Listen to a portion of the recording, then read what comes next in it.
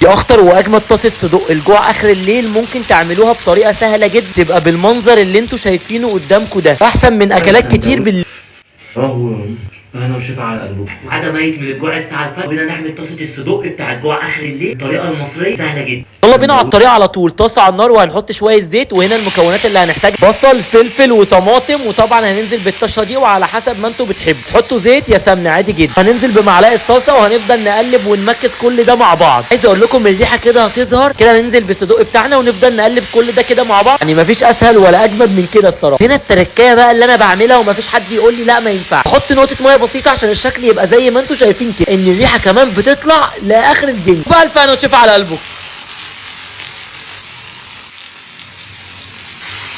ودي بتبقى النتيجه في الاخر. وصلا ليك يا مخالف.